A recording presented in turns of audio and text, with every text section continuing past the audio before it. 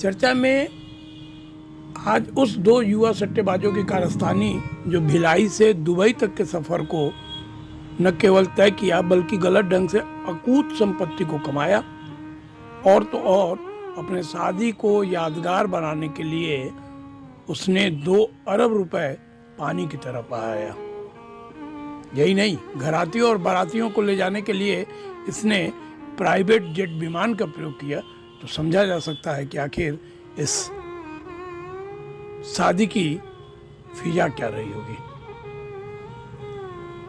कहते हैं कि जुआ आखिरकार कहीं किसी को नहीं छोड़ता और यही कुछ हुआ सौरभ और रवि के साथ। बात हम आगे बढ़ाएं उससे पहले आप जानिए कि आखिर कौन है सौरभ चंद्रा और रवि उत्पल, जिन्होंने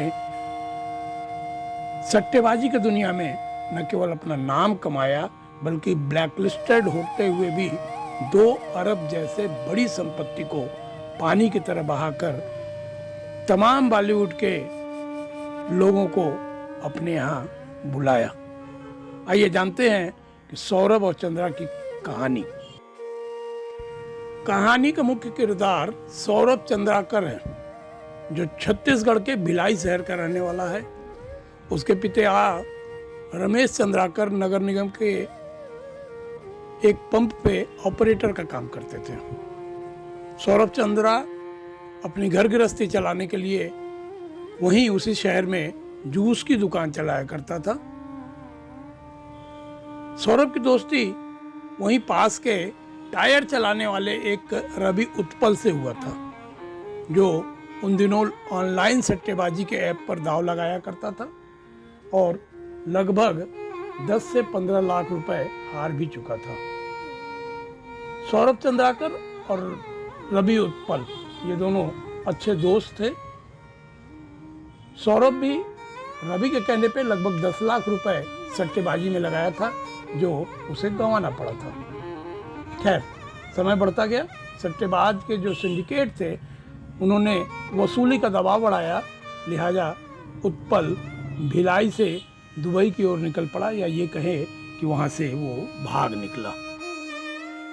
के बाद इसने कुछ साल छोटे मोटे काम किए और लगभग 2019 में रवि उत्पल ने सौरभ को दुबई बुला लिया। दोनों ने मिलकर ऑनलाइन गेमिंग के ऐप पे काम शुरू किया और यहीं नई स्क्रिप्ट के तहत यूएई के शेख और पाकिस्तानी पार्टनरों के साथ इन दोनों ने महादेव बुक ऐप के नाम से एक सट्टेबाजी ऐप का लॉन्च किया। लॉन्चिंग के बाद से महादेव ऑनलाइन बुक सट्टेबाजी ने ऑनलाइन प्लेटफॉर्म पे अपना न केवल दबदबा बनाया बल्कि देश विदेश तक ये मशहूर होने लगा, या यूं कहा जाए ढेर सारे दौलत को अपने हक में किया। ये अलग बात है कि भारत ने इस ऐप को कुछ दिनों के बाद अपने यहाँ बैन कर दिया, लेकिन बदस्तूर दूसरे देशों में ये अपना कारोबार बढ़ाते रहे।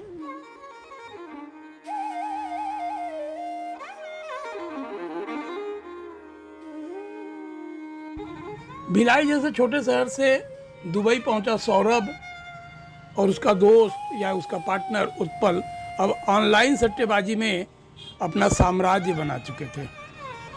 ये अलग बात है कि दुबई पुलिस उन पे भारी नहीं पड़ पा रही थी, लेकिन इंडिया की नज़र उन पे लगातार था।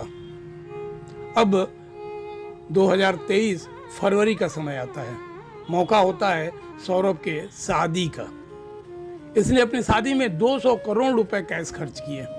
नागपुर से में रहने वाले अपने परिवार और मेहमानों को ले जाने के लिए सौरभ ने शादी में प्राइवेट जेट विमान को किराए पे बुक किया और इन्हीं से लोगों को दुबई बुलाया।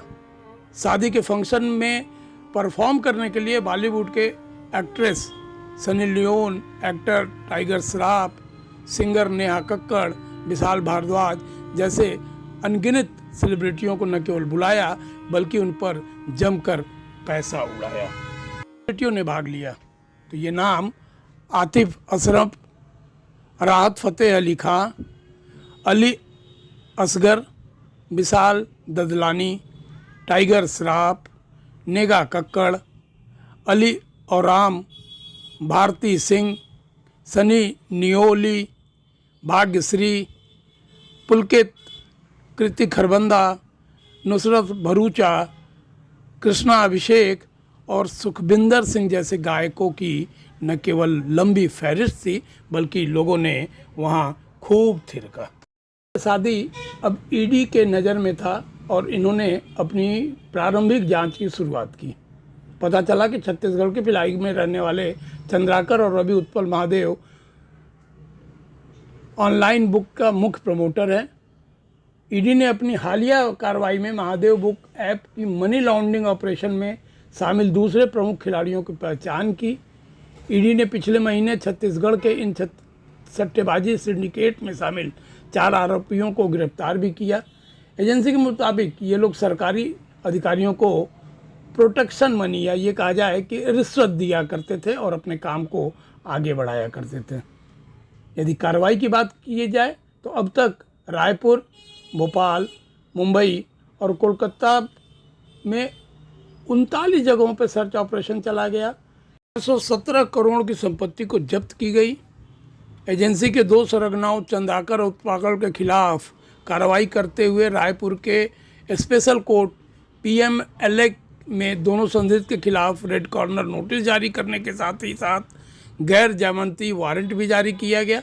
अब देखने की बात ये होगी कि ईडी अपने हाथ को और आगे कैसे बढ़ाती है और कब तक इन दोनों कलाकारों को अपने हद में लेती है।